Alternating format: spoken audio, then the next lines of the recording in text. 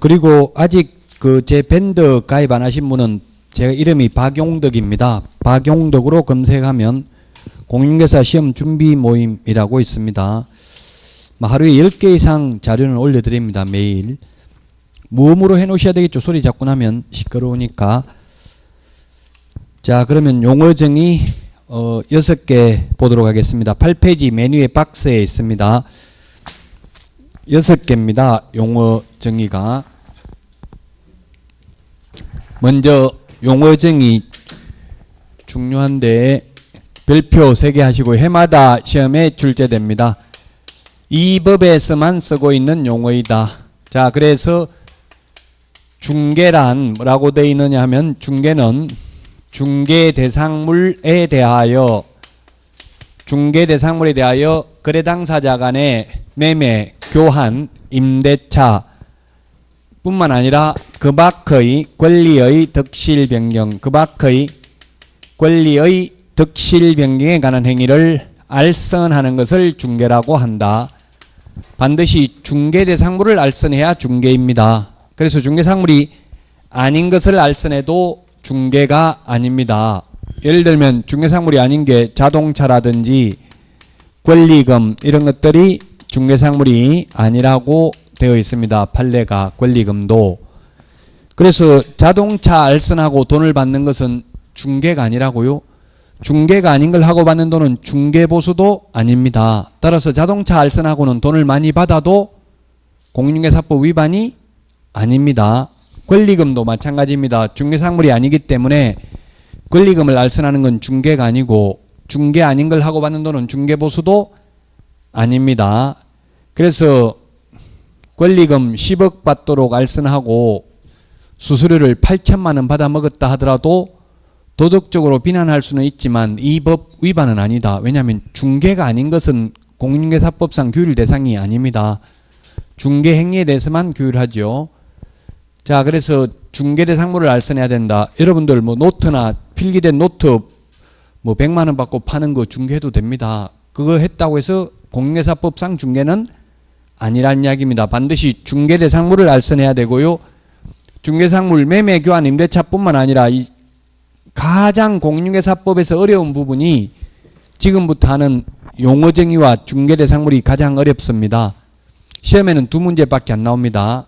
이제 그 다음부터는 어려운 게 전혀 없어요. 그래서 오늘 처음 공부하는 내용이 가장 어렵다. 왜? 논란의 대상이 됐다. 이 그 밖의 권리라는 게 공법 같으면 중개대상 권리에 해당되는 것들은 대통령령으로 정한다 해가지고 그 밖의 권리를 다 열거하고 있습니다. 공법에는 시행령 시행규칙에서. 그러나 우리 법에는 막연하게 그 밖의 권리라고만 되어 있을 뿐 구체적인 내용이 없기 때문에 해석상의 문제이기 때문에 논란의 대상이 된다. 자, 그 밖의 권리에 이때까지 시험에 출제됐던 거 위주로 보면 저당권 등 담보물건이 그 밖의 권리에 해당되며 그 다음에 이 저당권이 비록 금전 소비대차 알선에 부수하여 이루어졌다 하더라도 달리 볼 것도 아니다. 그래서 지금 현업에서 보면 중개업소에서 융자 알선하면 0.3% 커미션을 먹습니다. 그걸 먹어도 중개하고 받는 돈이기 때문에 중개보수니까 받아도 돼요. 은행 융자를 알선하면 보통 담보를 제공하잖아요. 근저당을 설정하고 대출을 받죠. 그러면 그 주당권 등이니까 근저당, 담보가등기 이런 게 다 포함됩니다. 지금 담보물건, 저당권 이런 용어는 다 민법 용어니까 아직 민법을 안 배웠다면 인터넷으로 검색해 보셔야 돼요. 이 용어를 제가 다 설명하기는 시간이 없습니다. 민법 용어니까. 왜냐하면 2차는 1차가 되어 있다는 전제하에서 강의를 합니다. 그래서 6복습은 민법 위주로 하셔야 됩니다. 저당권 등 담보물건이 있고요. 그 다음에 환매권이 있고 역시 민법 용어고 그 다음에 유치권이 있고요. 역시 민법이고 그 다음에 법정지상권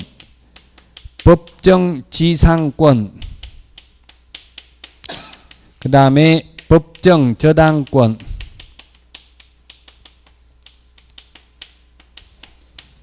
있는데 이 5개가 시험에 나왔던 내용들입니다. 환매권 역시 민법 용어인데 이것만 해도 민법에서 1시간 이상 설명해야 되겠죠. 환매라는 건 바꿀 환자입니다. 바꿔서 매매한다 이 뜻인데 환매권이라는 말 뜻이 환매, 바꾼다 이 뜻이죠.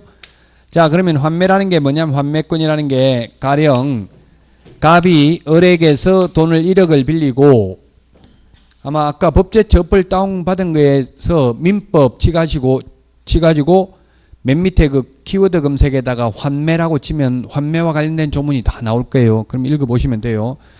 1억을 빌렸습니다. 갑이 을에게서. 그러면 그냥 안 빌려주니까 담보로 제공하기 위해서 1억짜리 부동산 등기를 넘겨줬습니다. 을 앞으로. 넘겨주면서 환매 특약을 맺었습니다. 환매 특약. 특약이라는 것은 특별히 약속하는 것을 특약이라고 합니다. 자, 그래서 나중에 빌린 1억을 갚으면, 을에게 갚으면 다른 사람한테 팔면 안 되고 내가 명의를 넘겨줬던 거 다시 반드시 되팔기로 약속하는 것을 환매 특약이라고 합니다. 자, 환매 특약을 5년 범위 내에서 부동산은 할 수가 있는데 5년이 지나가지고 이게 시세가 1억짜리 부동산이 3억으로 바뀌어버렸습니다. 근데 1억을 갚아야 3억짜리 부동산 소유권을 취득하는데 갚을 돈이 없습니다. 그러면 환매할 수 있는 권리인 환매권을 병에게 양도할 수도 있습니다. 양도할 때에는 이게 중개 대상 권리이므로 개업공개사만이 양도하는 걸 중개할 수 있다는 이야기입니다. 중개를 업으로 할 수 있다. 얼마 받으면 될까요? 시세가 3억이라면 2억을 병이 갑에게 주고 1억을 을에게 줌으로써 소유권을 취득하게 되겠죠. 이 환매할 수 있는 권리를 환매권이라고 하는데 이것도 역시 중개상 권리에 해당된다라고 출제됐고요. 자, 그 다음에 유치권, 법정지상권, 법정저당권, 법정지상권은 성립에는 중개 개입 여지가 없고 성립 설정에는 개입 여지가 없고 이전 양도할 때에는 중개대상 권리에 해당이 된다. 유치권이라는 게 뭐냐 하면 유치권도 여러분들이 아까 민법에 찾아보면 다 나와 있습니다. 민법 아마 찾아보시면 320조일 거예요. 유치권 우리 유치장하고 똑같아요. 그 한글이 한자가 유치장이 뭐예요? 유치장 들어가면 경찰서 유치장에 들어가면 철조망 안에 들어가 가지고 못 움직이고 갇혀 있어야 되죠. 그 유치권이라는 게 꽉 잡고 있을 수 있는 권리 그런 뜻이라고 한자 뜻은. 자, 그래서 뭐냐 하면 세입자가 집 수리를 했는데 주인이 집 수리비를 주지 않는 경우 또 우리 지나다니다 보면 공사장에 보면 유치권 행사하고 있습니다. 플랜카드 이런 거 걸어놓은 거 보셨죠? 즉 공사했는데 공사비 못 받으면 공사비 받을 때까지 그 부동산을 유치할 수 있습니다. 꽉 잡고 있을 수 있습니다. 안 나가고 버틸 수 있어요. 그게 유치권입니다. 그래서 유치권 성립에는 개입 여지가 없다. 왜냐하면 유치권 성립은 민법 320조에 의해서 자동적으로 그 물건에 관하여 생긴 채권이어야 되고요. 변제기가 도래해야 되고 점유하고 있으면 당연히 생기는 거예요. 당연히 생기니까 중개가 개입할 여지가 없고 그 유치권도 민법 판례에 의하면 우리 공인중개사법 판례도 있어요. 유치권도 일신 전속적이 아닌 재산권으로서 피담보채권과 목적물의 점유를 함께 이전할 경우 그 이전이 가능하며 부동산 유치권이라 하여 달리 볼 것도 아니다. 그래서 이 물권이기 때문에 이건 다 이전이 가능해요. 이전할 때는 중개대상 권리이기 때문에 개업공개사만이 중개를 업으로 할 수 있다는 이야기입니다.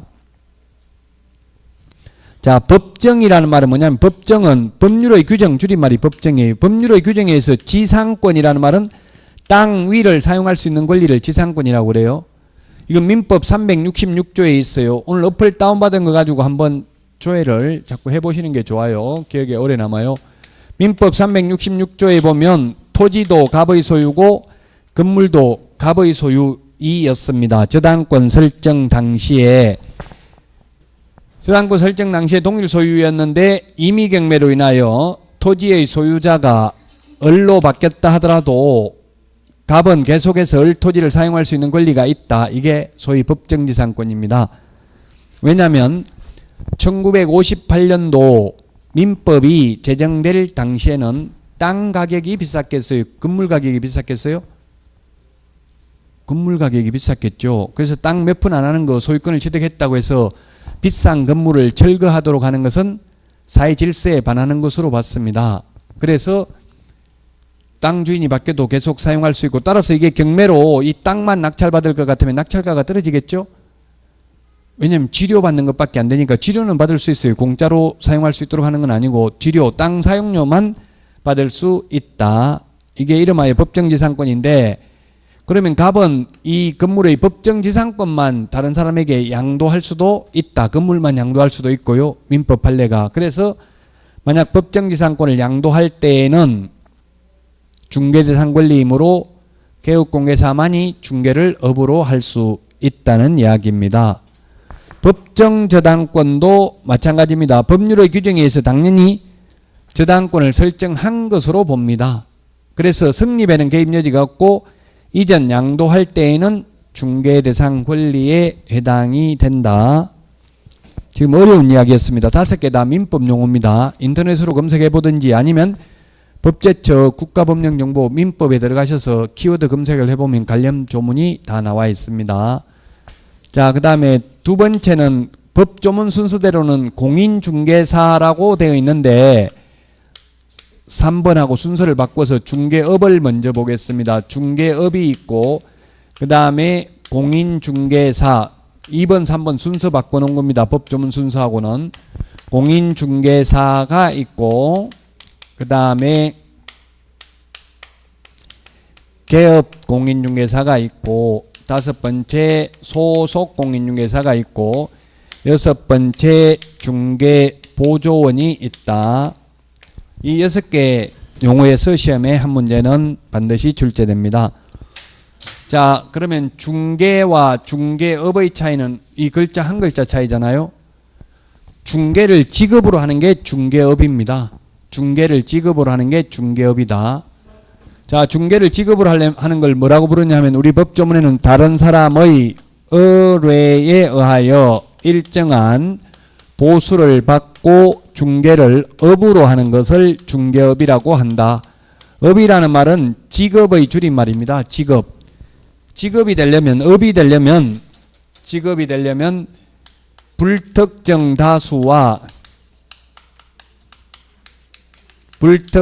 다수와 계속 반복하거나 또는 반복 의사가 있는 것을 업이라고 합니다. 자, 그래서 불특정 다수여야 됩니다. 불특정 다수라는 말은 평소 모르다가 중개사무소 간판 보고 찾아온 손님이 불특정 다수입니다. 그래서 특정인, 예를 들면 초등학교 동기들, 친인척들, 배우자, 여친, 남친에게만 중개해주고 보수받으려면 자격증 취득할 필요 없어요. 특정인하고 하려면. 특정인하고만 중개하려면 자격증 취득할 필요 없다고. 왜? 중개업이 아니기 때문에 특정인하고만 하면. 그러나 특정 중개대상물만 해도 중개업이죠. 예를 들면 모텔만, 학원만, 약국만, 병원만 해도, 오피스텔만 중개해도 중개업이죠. 특정 중개대상물만 하는 건 중개업이고요. 특정인하고만 하면 중개업이 아니다. 그 다음에 반복해야 됩니다. 따라서 우연한 기회에 타인간의 전세계약을 한 건 중개했다는 사정만 가지고는 중개를 업으로 했다고 볼 수 없다라는 게 판례입니다. 그러면 10번 하면 중개업이고 9번 하면 중개업이 아니다, 이렇게 단정적으로 말할 수는 없습니다. 거래 규모, 횟수, 태양 등을 종합적으로 고려하여 사회 통념상 중개업에 해당되는지 여부를 판단하여야 한다는 게 판례입니다.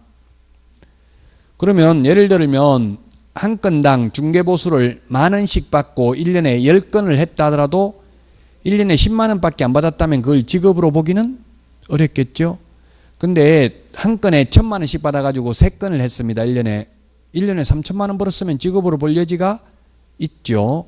그래서 딱 몇 건 하면 직업이고 아니다, 이렇게 단정적으로 말할 수는 없다. 여러 가지 사정을 종합적으로 고려해서 반복성을 판단해야 된다. 직업성을. 자, 반복 의사가 있으면 딱 한 번만 해도 중개업이에요. 그래서 무자격자가 중개사무소 간판을 달아놓고 한 건이라도 중개를 했다면 이는 무등록 중개업에 해당됩니다. 왜? 간판 속에는 손님 오면 받겠다는 의사가 숨어 있기 때문에 만약 간판 안 달고 했다면 한 건만 했다고 처벌받지 않습니다. 만약 여러분들이 이웃집 사람들 거 한 건 중개하고 보수를 받았다 하더라도 공인중개사법 위반이 아니라고요. 직업적으로 한 게 아니기 때문에 한두 건만 하면. 그러나 간판 달아놓고 하는 거는 손님 오면 계속 받겠다는 의사가 숨어 있죠. 그래서 무등록 중개업자로 처벌받습니다. 자, 중개와 중개업의 차이점을 말씀드렸는데, 중개는 누구든지 할 수 있습니다. 중개업은 개업 공인중개사만 할 수 있습니다. 중개를 직업으로 하는 게 중개업입니다. 자, 그 다음에 공인중개사입니다. 공인중개사는 이 법에 의해서 공인중개사 자격을 취득한 자입니다. 자격을 취득한 자. 이 법에 의해서입니다. 올해도 시험에, 올해가 아니고 28회 작년에 시험에 출제됐습니다. 외국에서 자격을 취득해도 공인중개사 아니다. 이 외국인이 우리나라에서 자격 취득하면 공인중개사죠? 우리나라 사람이 외국에 가서 자격 취득해와도 공인중개사 아니다. 즉 미국 자격증 가지고는 우리나라에서 개업 못한다 이 말이에요. 이 법에 의해서 자격을 취득해야 된다. 미국 사람이 우리나라 시험에 합격했다면 공인중개사죠? 이 법에 의해서 자격을 취득한 자다. 시험에 취득을 하여 중개업을 영위하는 자이다. X입니다. 지금 공인중개사가 40만 6천 명이라고 했습니다. 자격을 취득한 사람은 개업을 안 해도 자격만 취득하면 공인중개사이다. 근데 좀 헷갈리는 게 지금 명함에 새겨 다니는 거 개업 공인중개사들 중개업하고 있는 분들 명함에 보면 개업 공인중개사라고 적어 다니는 게 아니라 전부 다 공인중개사라고 돼 있죠. 또 텔레비전에 9시 뉴스, 8시 뉴스에 나오는 거 보면 자막에 그 인터뷰하는 거 자막에 보면 공인중개사라고 많이 나와요. 개업 공인중개사라고 나오는 거는 본 적이 없어요. 그게 다 텔레비전에 자막에 공인중개사라고 나오는 거 그리고 명함에 개업 공인중개사들 명함에 공인중개사라고 새겨 다니는 거 이거는 우리 용어정의하고는 안 맞다 이 말이에요. 용어정의에서는 단순히 중개업을 안 해도 현업에 종사하지 않아도 자격만 취득하면 공인중개사라고요. 자, 그래서 자격을 취득해서 개업을 한 사람이 개업 공인중개사입니다. 옛날에는 이걸 뭐라고 불렀느냐 하면 중개업자라고 불렀어요. 얼마 전까지만 해도. 그래서 텔레비전 같은 데도 아직도 중개업자 이렇게 자막 나오는 경우도 있죠. 중개업자는 어감이 좋지 않잖아요. 사채업자, 청부사례업자, 중개업자 뭔가 좀 별로 안 좋죠. 어감이. 그래서 일본식 표현이고 해서 바뀌었습니다. 중개업자를 개업공개사로. 그러면 뭐냐면 용어정의는 이 법에 의해서 중개사무소 개설 등록을 한 자입니다. 등록만 하면 개업공개사입니다. 등록을 해놓고 한 건도 안 해도 등록을 하면 개업공개사라고요. 등록만 되어 있으면 개업공개사다. 그래서 지금 등록된 개업공개사 숫자가 10만 6천 명, 자격을 취득한 사람이 40만 6천 명. 그래서 약 30만 명이 대기자가 있다고 현업에 있는 분들이 주장하는데 제가 볼 때는 거의 30만 명은 거의 중개업할 생각이 없는 분들이라고 봐야 돼요. 이 개업공개사의 종류는 세 가지가 있다. 첫 번째, 법인인 개업공개사가 있다. 법인은 회사입니다. 회사. 법적으로 사람. 자연인 반대되는 말이 법인입니다. 법인인 개업공개사가 있고, 두 번째는 공인중개사인 개업공인중개사가 있고, 세 번째 소위 중개인이 있다. 이 중개인이라는 말은 법 7638호 부칙 제6조 2항의 규정에 의해서 중개사무소 개설 등록을 한 것으로 보는 자입니다. 그 교재에 지금 11페이지 3번에 양가로 2번에 있죠. 개업공개사의 종류가 지금 우리 책은 제가 칠판에 적은 거하고는 순서가 좀 바뀌어져 있습니다. 자, 그 다음에 5번, 6번 소속공인중개사 중개보조원이 있는데 12페이지에 있습니다. 소속공인중개사 중개보조원. 두 사람을 합해서 뭐라고 부르느냐 하면은 고용인이라고 합니다. 사람 인자가 붙어 있으면 직원이고요. 고용자, 놈자자가 붙어 있으면 사장입니다. 직원을 고용인이라고 합니다. 그래서 자격증을 취득해서 취직하면 소속공인중개사, 자격증 없이 취직하면 중개보조원인데 현업에서 중개보조원님 이렇게 부르는 거는 못 봤죠? 현업에서는 거의 여자분들은 실장, 남자분들은 부장, 저 같은 경우는 상무로 취직해봤어요. 상무 전부 다 고용인이에요. 사장의 지배하에 있는 사람이니까 사장을 고용자, 직원을 고용인이라고 부른다. 그 차이점을 보면은 소속공인중개사는 소속이 돼 있다는 얘기예요. 자격증 취득해가지고 나무 밑에. 그래서 개업공개사에 소속된 공인중개사로서 중개 업무를 수행하거나 개업공개사의 중개 업무를 보조하는 자를 말한다. 보조하는 자를.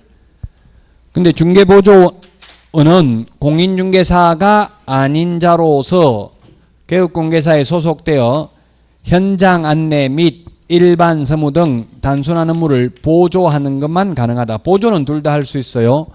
소속공인중개사나 중개보조원이나. 근데 중개업무는 보조는 못한다. 그 중개업무가 뭐냐? 우리 법에는 규정이 없습니다. 중개업무가 뭐라고. 국토교통부 6건 해석에 의하면 중개업무란 계약서 작성, 확인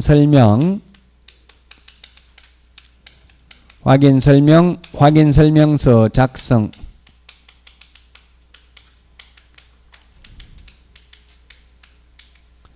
이런 것들을 중개업무로 보고 있습니다. 그래서 만약에 올해도 시험에 출제됐는데 법인의 모든 임원은 계약서 작성할 수 있다 없다?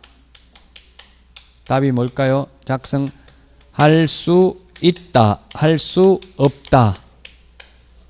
답은 모든 임원입니다.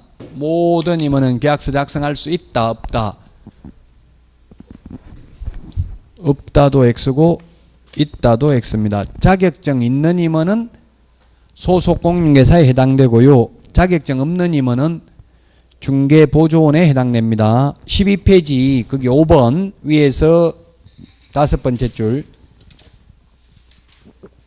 동그라미 12번에 5번에 동그라미 1번 두 번째 줄에 보면 첫 번째 줄 맨 뒤에 보면 개업공 가로 안에 밑줄 치시라고요. 개업공개사인 법인의 사원 또는 임원으로서 공인중개사인자를 포함한다. 포함 메모하십시오.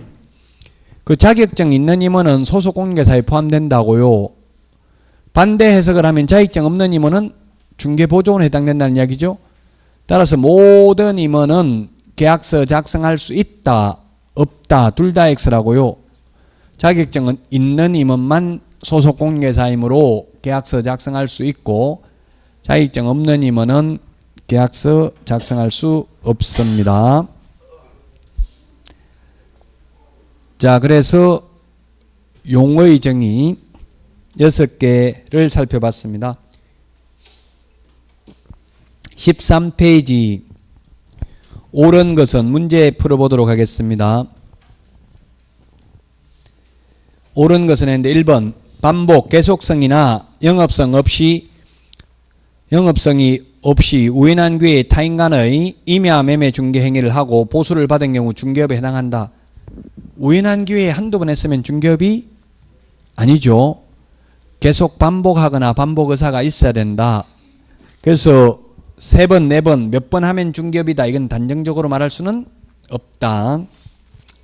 1번은 맞습니다. 2번 중개사무소 개설 등록을 하지 않은 자가 일정한 보수를 받고 중개를 업으로 한 경우 중개업에 해당하지 않는다. 보수, 업, 의뢰 이 세 가지가 있으면 중개업에 해당하지요. 등록하고 안 하고는 상관없어요. 중개업의 용어 정의에는 등록하고 안 하고는 개업공개사 용어와 상관 있는 거고요. 중개업의 용어 정의는 등록하고 상관없잖아요. 의뢰, 보수, 업 세 가지만 들어가면 중개업이라고요. 따라서 등록하지 않고 이런 중개업을 하는 자를 우리는 무등록업자 이렇게 해가지고 3년 이하의 징역이나 3천만 원 이하의 벌금에 처합니다. 이게 기출문제니까 기출문제가 중요합니다. 출제위원들이 보통 2주 정도 합숙을 하는데 1주 동안 교육받는 게 기출문제 범위 내에서 출제해라 이걸 교육받는데요. 올해는 그러면 학개론이 어렵겠어요? 민법이 어렵겠어요? 올해는 민법이 어렵고 학개론이 쉽겠죠. 작년에 하고 반대로 나온다고요. 작년에 민법이 쉽고 학개론이 어려웠죠. 해마다 반대로 나와요. 제가 지금 20년째 강의하고 있는데 해마다 반대로 나온다. 그 민법을 특히 열심히 하셔야 된다고요. 예습 복습은 1차 위주로 일단 하면서 점차 범위를 확대해야 돼요. 시간이 남으면 2차만 하는 분들은 당연히 뭐 2차만 해야 되겠고요. 자, 그래서 2번도 틀렸습니다. 중개업에 해당하지 않는다 했는데 등록 안 해도 중개업에 해당될 수 있습니다. 그 다음에 3번 일정한 보수를 받고 부동산 중개 행위를 부동산 컨설팅 행위에 부수하여 업으로 한 경우 중개업에 해당하지 않는다 했는데 컨설팅에 무자격자가 적발되니까 뭐라고 했냐면 나는 컨설팅 위주로만 했고 중개업은 그렇게 많이 하지 않았다 이렇게 주장한 거예요. 많이 안 해도 중개를 업으로 직업으로 한 이상 컨설팅을 주된 업무를 하고 부수적으로 중개업을 했다 하더라도 중개를 업으로 했다면 중개업이고 등록 안 하고 중개업을 했다면 무등록업자로 3년 이하의 징역이나 3천만 원 이하의 벌금에 처한다는 이야기입니다. 무조건 적발되면 시인하는 게 좋아요? 안 하는 게 좋아요? 검찰에 잡혀가면 명백한 증거 있으면 시인하는 게 좋고요. 명백한 증거 없으면 내가 뇌물 받았으면 할복 자살하겠다 이렇게 하는 게 좋겠죠. 명백한 증거 없으면 그러면 목숨 건다고 하니까 안 받았을 것처럼 보이잖아요. 그래서 명백한 증거 없으면 무조건 오리발 내밀어야 돼요. 근데 명백한 증거가 있음에도 불구하고 거짓말하면은 거의 구속됩니다. 왜냐하면 증거 인멸 우려가 있다. 거짓말하니까 지금 거짓말한다는 건 인정을 안 한다는 얘기죠. 오히려 인정하면 구속 안 될 수도 있어요. 여러분 참고로 하십시오. 자, 그 다음에 4번입니다. 4번 보수를 받고 오로지 토지만 중개를 업으로 하는 경우 중개업에 해당한다. 토지만, 모텔만, 약국만 중개업이죠. 친인척에게만, 배우자에게만, 여친에게만, 남친에게만 중개하면 그건 중개업 아니라고 했어요. 특정인하고만 하면 중개업이 아니지만 특정 중개대상물만 하는 건 중개업이죠. 여러분들도 만약에 전문 지식이 있다면 뭐 약국만 이렇게 하는 분들 돈 많이 버는 거 봤어요. 별로 힘도 안 들더라고요. 약국 같은 게 보니까 메디컬 센터 해가지고 위에 다 건물이 병원 있고 1층에 약국 있는 거 이런 건 주로 건물주들이 주로 많이 하더라고요. 그럼 권리금이 10억이더라고요. 히타트를 히타 빨리 주.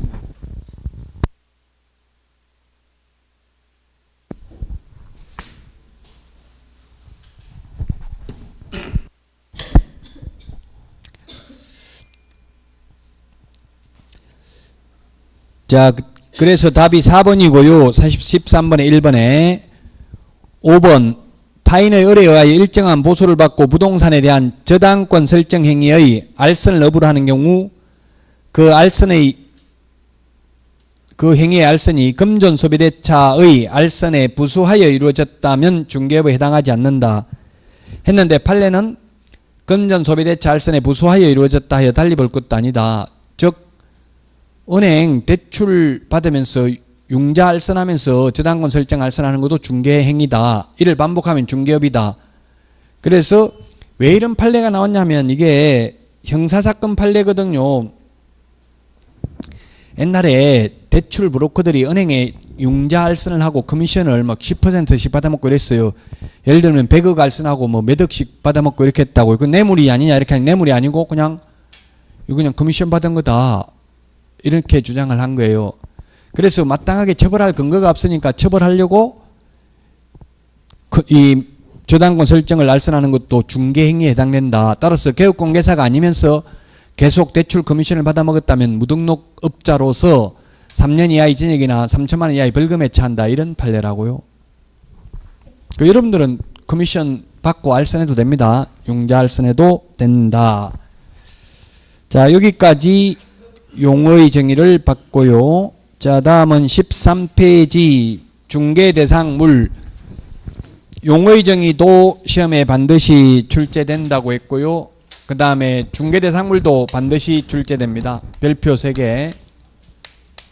중개대상물. 가장 어렵고 논란의 대상이 됩니다. 용어의 정의와 중개대상물.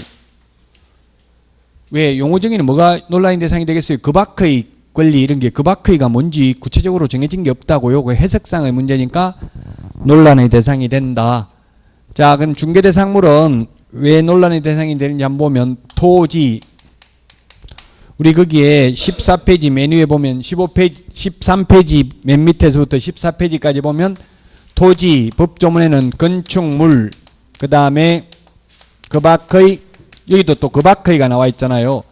토지의 정착물, 그 다음에 그 밖에 대통령령이 정하는 대통령령이 정하는 재산권 및 물건입니다. 재산권 및 물건.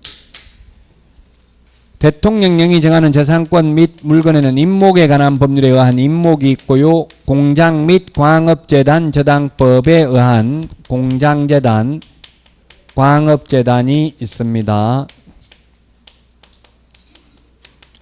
이게 논란의 대상이 되는 이유는 공법 같으면 중개대상물에 해당되는 토지는 대통령령으로 정한다 또는 국토교통부령으로 정한다 해서 다 열거가 되어 있는데 우리는 막연하게 토지라고만 되어 있는데 실제 모든 토지가 중개상물이 되는 건 아니거든요. 해석상의 문제니까 이게 어렵다고요. 즉 토지라 하더라도 개인이 사고 팔 수 있으면 중개상물이 되고 개인이 사고 팔 수 없으면 중개상물이 될 수 없잖아요. 거래 자체가 안 되니까. 자, 그래서 국가 소유 부동산이나 지방자치단체 소유 부동산은 중개상물이 될 수 없습니다.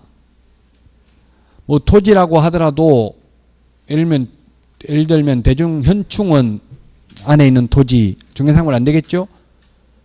운동장, 종합운동장 이런 거 중개상물 안 되겠죠? 시청 청사부지 중개상물 안 되겠죠? 토지라 하더라도. 그래서 그 일일이 다 이걸 열거할 수가 없어요. 해석상의 문제예요. 그래서 논란의 대상이 된다. 그래서 이때까지 시험에 출제됐던 거 위주로 볼 수밖에 없어요. 토지 중에서 시험에 나왔던 게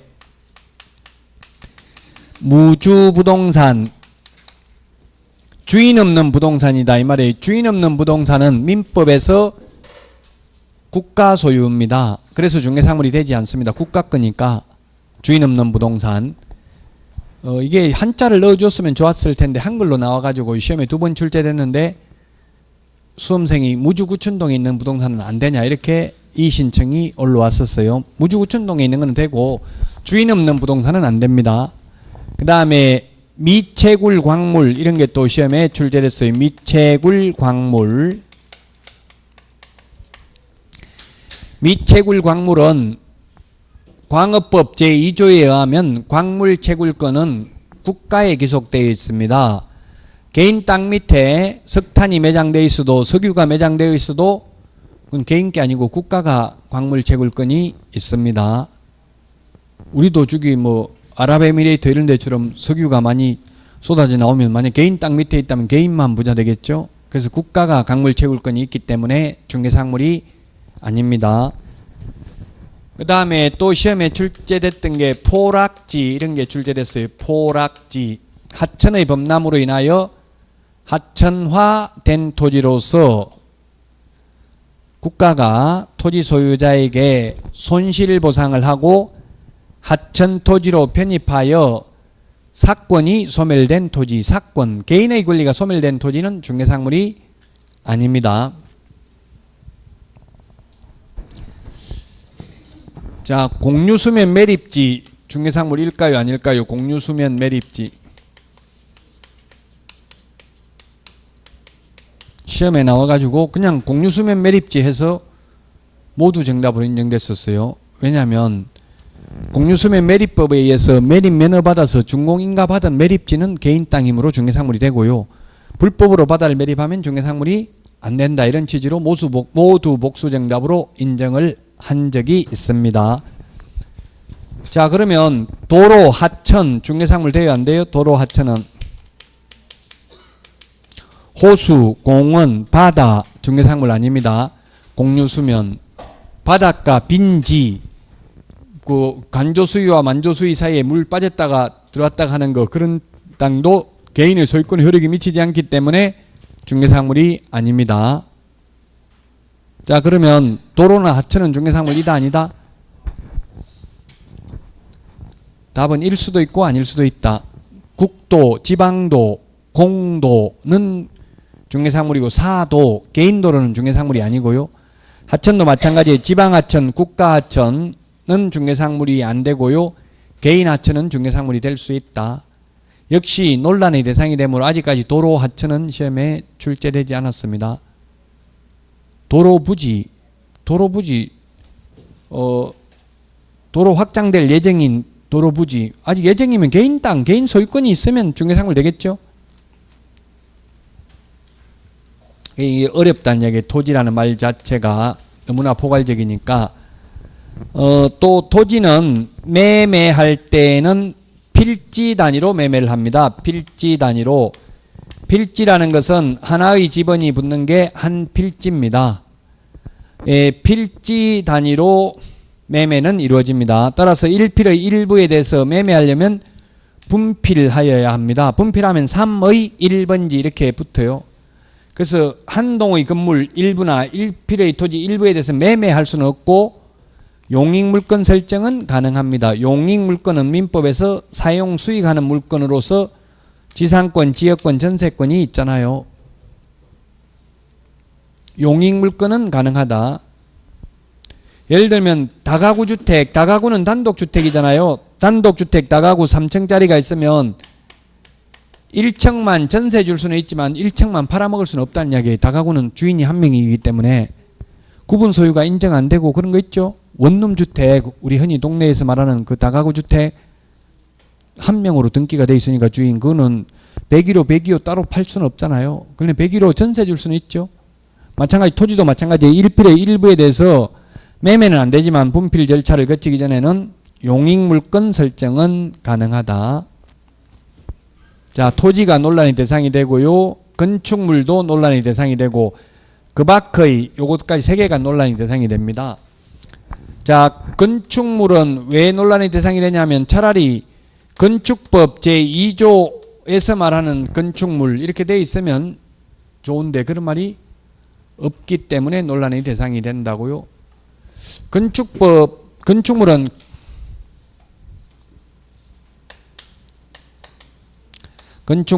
건축법상 건축물이 다르고요. 민법상 건축물이 다르다.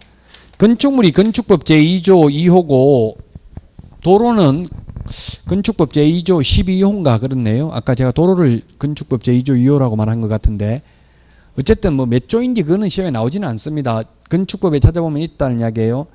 자, 그래서 건축법에는 뭐라고 되어 있냐면 건축법 제2조에는 건축물을 지붕과 벽 또는 기둥이 있는 것을 말한다.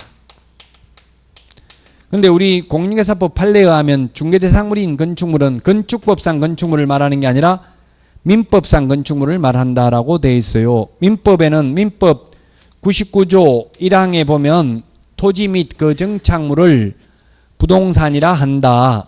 2항 보면 부동산 이외의 물건을 동산이라 한다 이렇게 돼 있어요. 그래서 민법에서는 토지의 정착물로 돼 있어요. 건축물 따로 건축물이라고 돼 있지 않고. 근데 그 판례는 토지의 정착물인 건축물이 되려면 3개 다 있어야 된다. 이 3개 다. 건축법에서는 2개만 있어도 된다. 건축법에서는 벽이나 기둥 둘 중에 하나만 있으면 되고 지붕은 반드시 있어야 되는 게 건축법에서 건축물이다.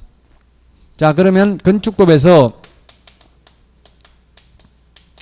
세차장 구조물 건축법의 건축물이다 아니다? 건축법상 건축물입니다. 다만 민법상 건축물이 아닙니다. 그 주유소에 기름 넣으면 세차해주는 기계는 보면 콘크리트 지반 위에 판례가 이렇게 돼 있어요. 콘크리트 지반 위에 볼트 조립 방식으로 기둥을 세우고 지붕을 덮은 다음 기둥을 세우고 지붕을 덮었으니까 이거는 건축법상 건축물이라고 벽이 없어도 지붕을 덮고 3면에 천막이나 유리를 설치한 소위 이동식 세차장 구조물은 건축물 대장에도 기재되어 있는 건축법상 건축물이지만 주벽이라고 할 만한 것도 없고 볼트 조립 방식으로 되어 있어서 쉽게 분리 철거가 가능하므로 이를 민법상 건축물로 볼 수는 없다. 그러므로 중개사물이 아니다. 따라서 무등록업자가 이 이동식 세차장을 한 건당 500만 원씩 받고 3건을 중개했다 하더라도 무등록업자로 처벌할 수 없다는 판례예요. 즉 중개사물이 아니다. 아무나 해도 된다.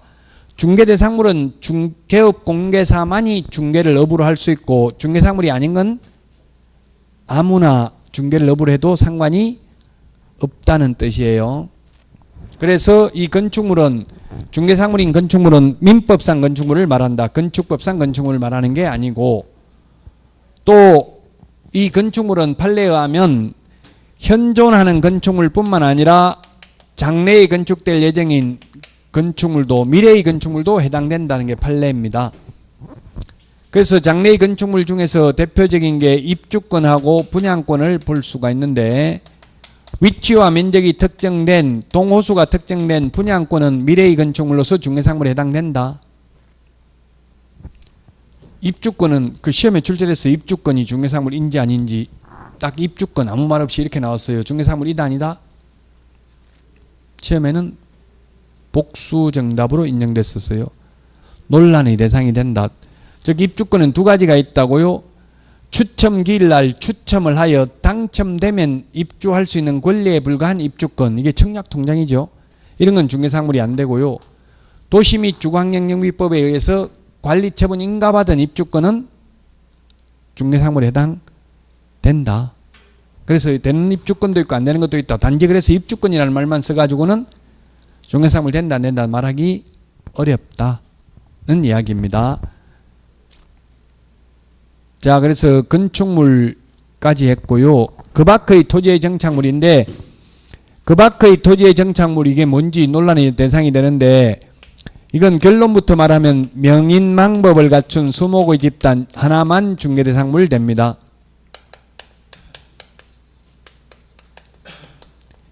명인망법을 갖춘 수목의 집단만 중개대상물에 해당된다. 명인망법이라는 건 명백하게 인식할 수 있도록 관습법상 공시방법을 갖추는 걸 말한다. 등기법상 등기되어 있는 건 아니고요. 공시라는 말이 뭐예요? 공적인 장부에 공개 표시하는 걸 공시라고 한다. 그래서 공시법이라고 하면 등기부에 공개 표시되어 있는 걸 등기법, 지적공부에 공개 표시되어 있는 것을 공간정보 구축 및 관리 등에 관한 법률이라고 하죠. 공시법이라고 합니다. 줄여서. 자, 그래서 이 관습법상 공시방법을 갖췄다. 관습법이라는 것은 등기가 되어 있는 건 아니고 나무 껍질을 벗기고 묵서, 붓으로 이름을 적는다든지 그 다음에 담장을 쌓아둔다든지 이렇게 하면 토지와 분리하여 소유권의 객체가 되며 또한 중개대상물에 해당이 된다. 자, 그래서 결론은 그 밖의 토지의 정착물 중에서 중개상물에 해당되는 것은 이 명인망법을 갖춘 수목집단 하나밖에 없다. 그 외에 교량이라든지 담장, 축대, 토사, 암석 이런 것 중개대상물 되지 않는다. 가식의 수목, 명인망법을 갖춘 농작물, 농작물은 명인망법을 갖춰도 중개상물이 아니다. 그 결론은 이게 법에 있는 건 아니지만 행정심판 결정으로서 명인망법을 갖춘 수목의 집단 하나만 중개대상물에 해당된다. 나머지는 모두 중개대상물에 해당되지 않습니다. 이제 논란의 대상이 되는 건 사실상 다 했습니다. 이 그 밖에는 논란의 대상이 안 됩니다. 왜냐하면 그 밖에는 대통령령이 정하는 것 딱 요것만 중개상물이 되기 때문에 이거 빼고 나머지 이게 의제부동산이거든요. 실제로. 왜냐하면 재산권 및 물건 이게 의제부동산이에요. 준부동산. 그래서 시험에 모든 의제부동산은 중개상물이다 아니다. X죠. 대통령령으로 정하고 있는 요 세 개만 중개상물이고 나머지는 중개상물이 아니다. 따라서 자동차, 선박, 항공기, 건설기계, 어업재단, 항만운송사업재단 이런 것들은 의제부동산이지만 대통령령의 규정이 없으므로 중개대상물이 아니다. 자, 임목은 그러면 뭐냐? 요 세 개가 중개상물인데 임목은 설립자, 나무목자, 살아서 서 있는 나무만 등기할 수 있는데 등기된 나무를 임목이라고 합니다.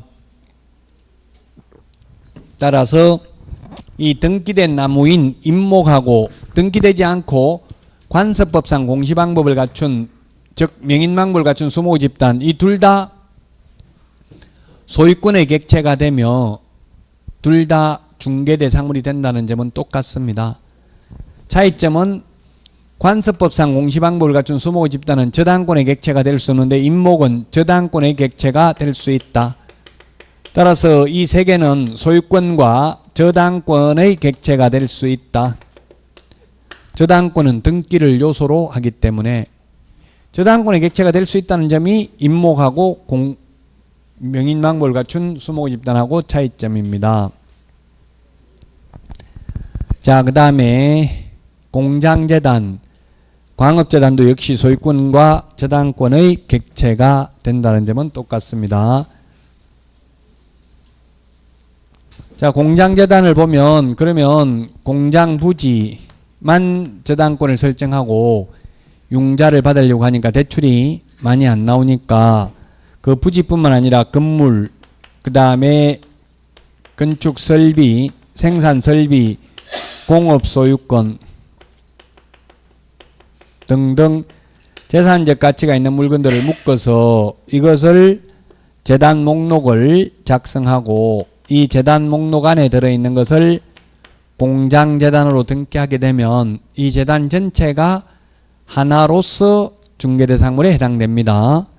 공장재단에서 분리하여 공업소유권만 건물만 따로 떼어내서 팔아먹을 수도 없고 또한 중개대상물에 해당되지도 않습니다.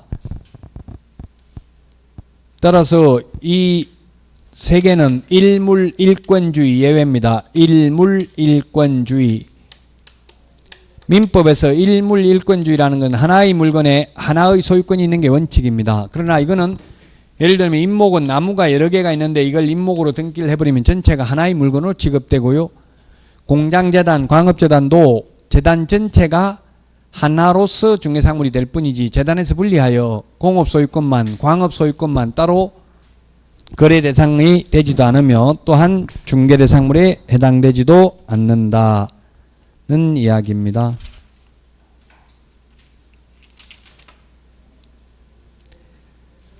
자, 그래서 22페이지 문제 풀어보고 쉬었다가 공인중개사 제도하도록 하겠습니다.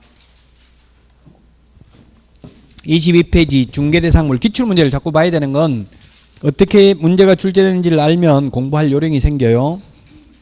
옳은 것은 했는데 1번 아파트 분양 예정자로 선정될 수 있는 지위를 가리키는 아파트 입주권은 중개상물인 건물에 해당되는 것으로 보기 어렵다. 선정될 수 있는 지위, 아직 선정된 게 아니죠. 원칙적으로 위치와 면적이 특정되어야 중개상물이 됩니다. 몇 동 몇 호 나와야. 아직 당첨도 안 됐어요. 이거는 청약통장이에요. 1번은. 그래서 중개상물이 아니다. 2번 동호수를 특정하여 분양계약이 체결된 미완성의 아파트에 대한 거래의 중개는 건물의 중개에 해당하지 않는다 했는데 해당됩니다. 건물은 미래의 건물도 된다 했죠. 지금 동호수를 특정했다고 했잖아요. 그래서 중개사물이 된다. 3번 공장재단을 구성하는 공업소유권 및 시설 등은 각각 재단에서 분리하여 중개사물이 되는 게 아니라 재단 전체가 하나로서 중개사물이 된다라고 했습니다. 4번 광업재단에 속한 광업권은 독립한 중개사물이 되는 게 아니라 광업재단 전체가 하나로서 거래의 대상이 되며 또한 중개사물이 된다. 그 다음에 5번 가식의 수목이나 암석, 토사는 중개사물이다 했는데 가식의 수목은 가짜로 심어놓은 나무고요. 동산입니다. 암석, 토사도 중개사물이 아닙니다. 바위암자, 돌석자, 흑톡자, 모래사자. 예를 들면 4대강 사업 해가지고 지금 여주보 같은 데 가보니까 아직도 모래가 많이 쌓여 있더라고. 그때 퍼올린 모래 팔아먹는다고 하는 거 아직도 못 팔고 논에다 쌓아놨더라고요. 제가 가보니까. 그럼 논 주인들은 좋아하겠어요? 싫어하겠어요? 그 여주보 근처에 가니까 엄청나게 좋아하더라고요. 왜냐하면 보관료를 농사 짓는 것보다 더 받으니까 일 안 하고 돈 받으니까 더 좋아해요. 사실은. 보관료를 엄청나게 주고 있어요. 농사 지어봐야 돈 안 되잖아요. 요즘 뭐 이것저것 다 빼고 나면. 자, 어쨌든 그 모래는 중개대상물은 아니기 때문에 토사는 아무나 중개하고 사고 팔고 해도 상관이 없다. 토지의 일부분이지. 그 토지와 분리해서 또 토사, 암석만 따로 중개상물 되지는 않는다는 게 판례의 태도가 되겠습니다. 자, 지금까지 내용 중에서 시험에 나오는 건 용어정의 한 문제, 중개상물 한 문제는 반드시 출제되고 목적은 3, 4년에 한 번 출제가 된다. 자, 그러면 쉬었다가 24페이지 공인중개사 제도부터 하도록 하겠습니다.